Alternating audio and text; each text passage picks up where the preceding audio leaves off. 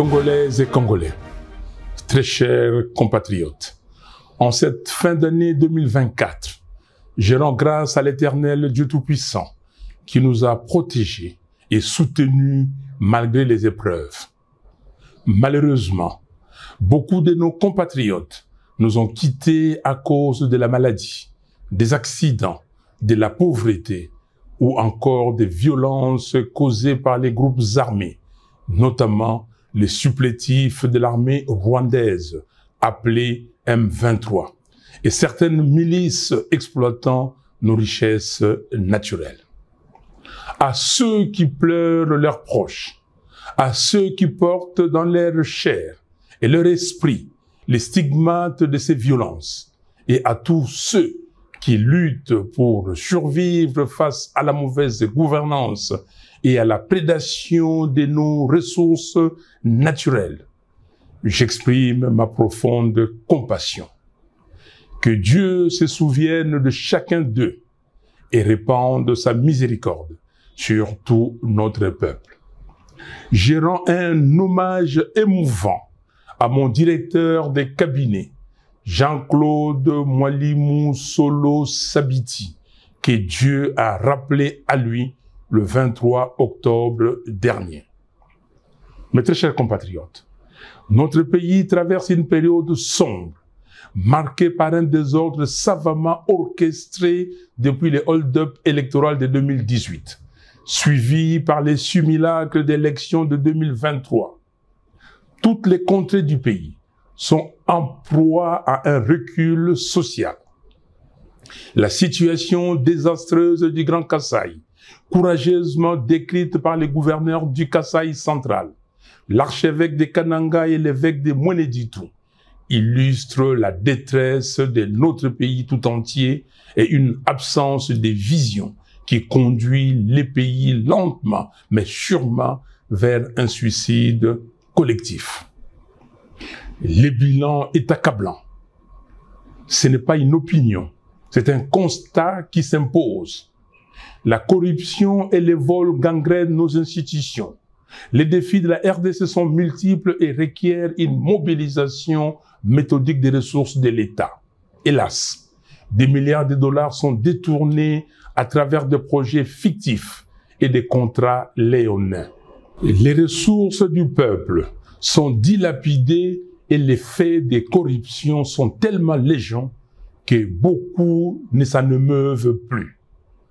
Le banditisme d'État d'une minorité prédatrice et les trains de vie surréalistes des institutions doivent interpeller chaque Congolais. Il s'agit là de votre argent, gagné à la sueur de votre fonds.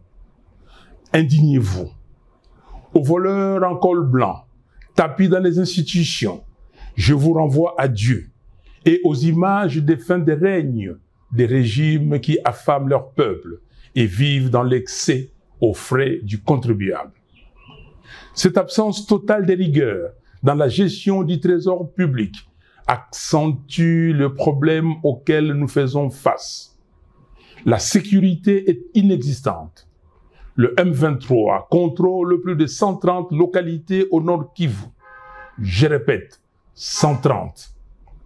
Les ADF continuent leur massacre à Beni, Butembo, Lubero, Irumu et Mambasa. Les armées rwandaises, ougandaises et burundaises opèrent dans les nord Kivu et le sud de Kivu.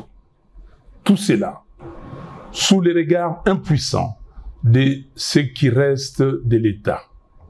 Les groupes armés de tous bords sévissent à Ituri. Les Mobundo dérangent la quiétude des citoyens dans les grands Bandundu, à l'est de Kinshasa et dans une partie du Congo central. Le pays compte aujourd'hui plus de 8 millions de déplacés internes. Une telle situation devrait mobiliser l'attention de n'importe quel gouvernement avec un minimum de sérieux. Chez nous, le sujet est traité avec une légèreté déconcertante et les champagnes coulent à flot au sommet d'un État failli et faible. Notre armée est abandonnée. Après 6 ans au pouvoir, le régime n'a pas réussi à doter les pays d'une force militaire capable de défendre notre souveraineté. Nos soldats, courageux, mais sous-équipés, affrontent des forces ennemies bien armées. L'argent dilapidé à Kinshasa à lui seul pourrait changer les rapports des forces sur le terrain. La diplomatie est défaillante face aux manœuvres de Paul Kagame et à ses accusations mensongères contre notre pays. Le gouvernement brille par son absence de stratégie et d'action de dissuasion concrète. Nous sommes réduits à des slaves lyriques qui frisent la comédie et dénotent un manque de sérieux qui rassure l'ennemi sur les faibles capacités intellectuelles de son adversaire.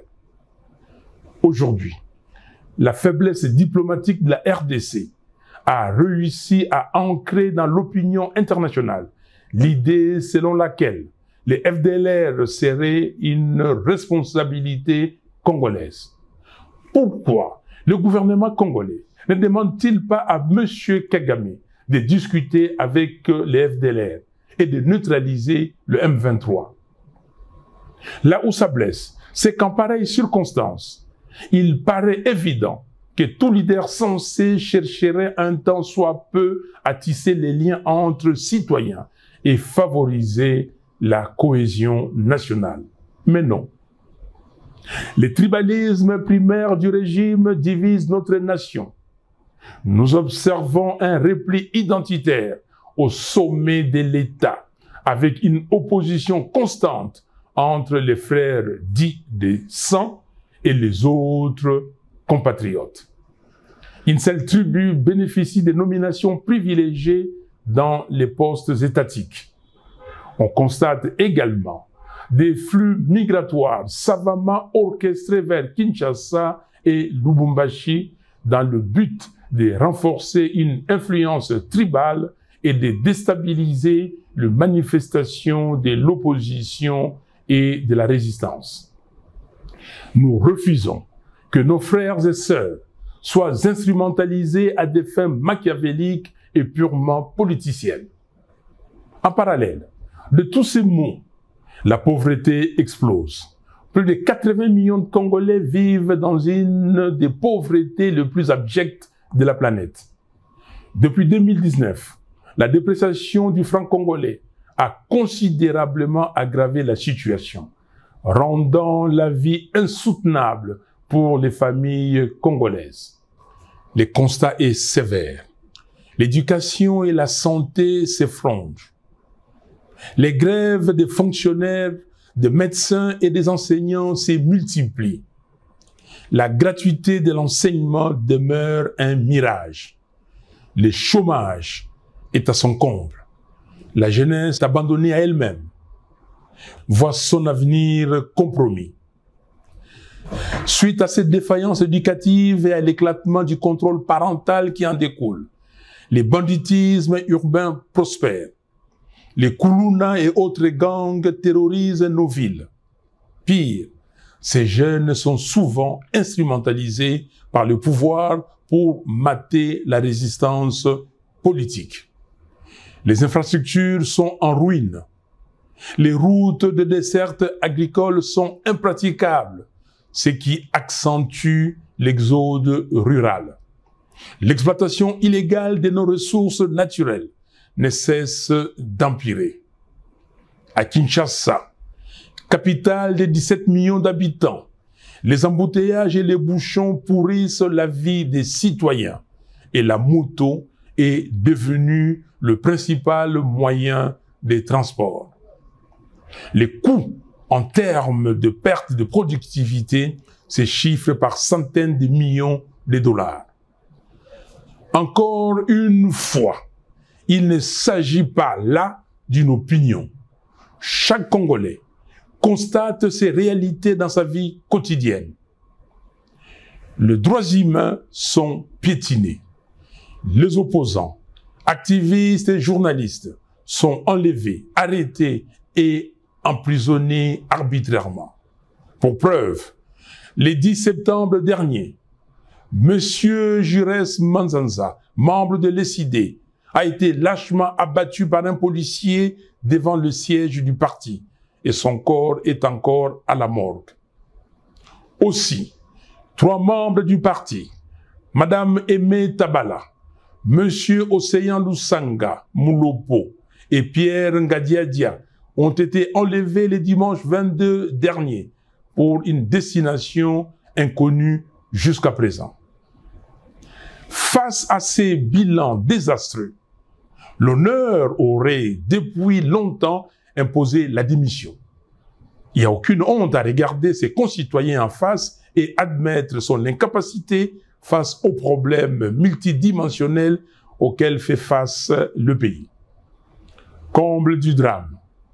Dans ces contextes désastreux, le régime choisit une fuite en avant, en ouvrant de manière inopportune le front d'un éventuel changement ou d'une révision de la Constitution.